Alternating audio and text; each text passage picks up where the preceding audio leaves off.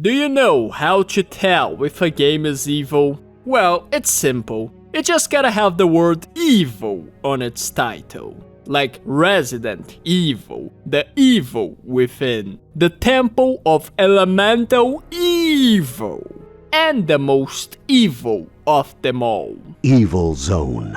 Thanks, Colonel. Developed by Yuki's Future Media creators, better known for being the developers of all the WWF and WWE games up to 2K19, and published by Titus, no, not this one, and released in 1999 for the PlayStation, Evil Zone is an anime-style 3D 2-button fighting game set in the fictional world of Iprosero, Happy Island, where the inhabitants locked an interdimensional evil being called Ihadoka in a dimension called the Evil Zone.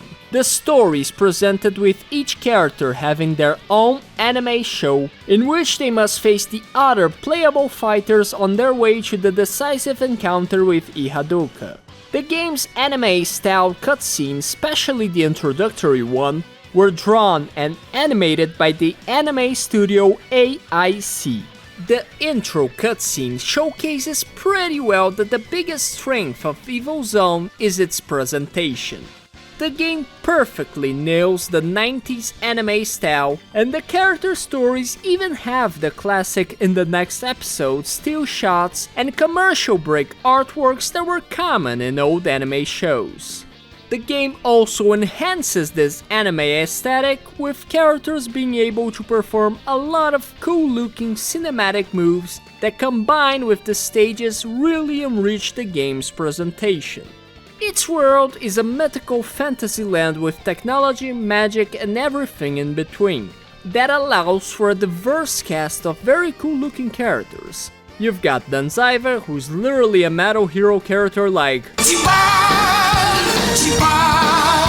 Ariel, who wears a living armor called Niflin, which is basically a Guyver that is being held back by the spirit of her mentor. Midori, your gender-bent chrono-looking fighter. Gally Gregman, boastful bounty hunter that is awfully reminiscent of Guts. Lindwell, a metal artist literally possessed by Satan. Keiya Tempoin, the Japanese salaryman that dabbles in the occult and messes with Ouija boards on his spare time. Setsuna Saizuki, your anime schoolgirl who for some reason has too much power and responsibility for their age, and shares her body with a portion of the main villain's soul.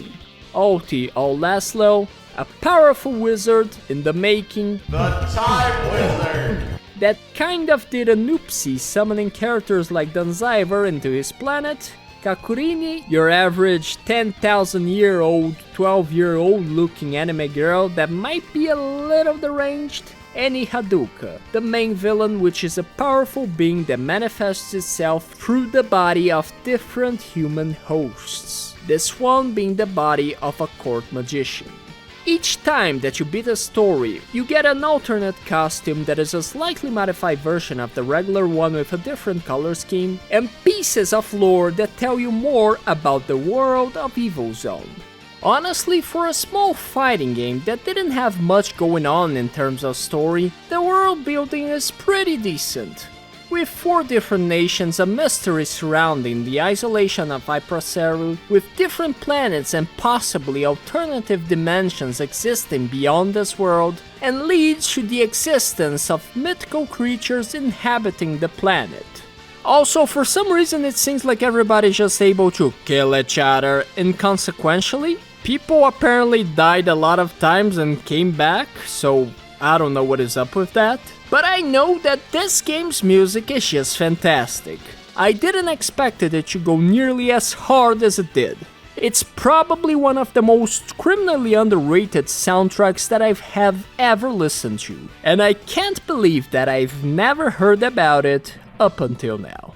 You know how nowadays every fighting game developer thinks that the solution to make the fighting game genre more popular should lower the barrier of entry by making fighting games simpler? Well, Evil Zone was ahead of the curve in that regard, trying to make a fighting game with only 2 buttons. It's like they saw Super Smash Bros. With 3 buttons and took it personally to find a way to make a fighting game with even less buttons. So the 2 buttons that you have are attack and block button. The block button doesn't have many tricks to it. It does exactly what it says it does. The only nuances are that you can use the block towards the direction of your opponent to say, "Nothing personal, kid," and teleport behind them, and you can time perfect block to deflect projectiles.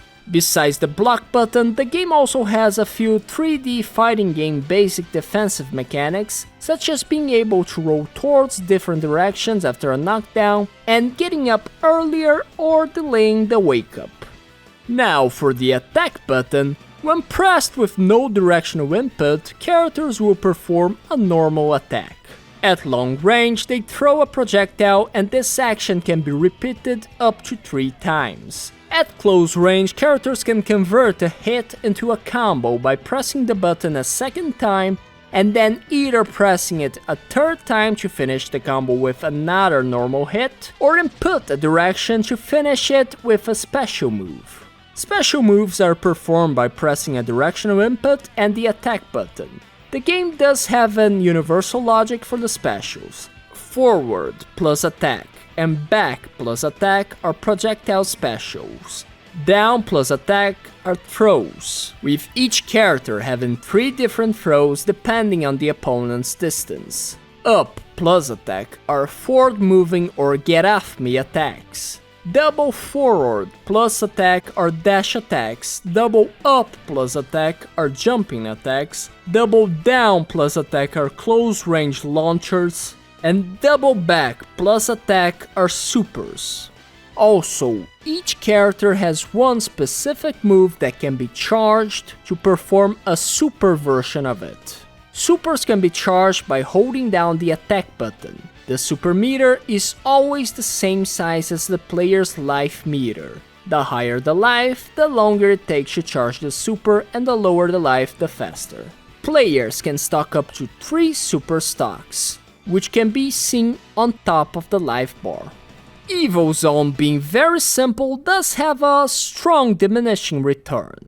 While you can have fun and just enjoy the visual spectacle, eventually you have to face the fact that not much is going on in the fighting game aspect. The hegemonizing of characters ends up making it feel like every character is the same. There are of course characters that have moves that are better suited for different situations, but overall everyone can play close and everyone can just sit back and engage in zoning wars that would put injustice to shame. Again, the characters that have stronger fireballs and get away from me moves such as Ihadoka, Kakurini or Ao definitely have the edge in these situations, but technically everyone can play this game. Fireballs that can stun opponents and full screen throws definitely don't help the case. It feels silly that a character that is clearly a fighter, listed as a grappler, not only can just stay a full screen away from their opponents and still be successful, but also has a Kamehameha as one of their supers. Some characters also have really good backdashes that enable them to play keep away even better. To make matters worse, I know that frame data was not a concern for the devs, as this is obviously a very casual-oriented game, but close combat gets really confusing due to it. It makes it feel like the logical action is to jump back and play the zoning war instead. If an opponent got hit by the first attack of a combo, sometimes they would get hit by the second, sometimes they would not. And there is also a crumple state, which I'm not sure if it's supposed to happen only during counter hits, but it also feels very random as to when they would happen or not. Without the opponent crumpling, the 3rd hit pretty much is guaranteed to miss.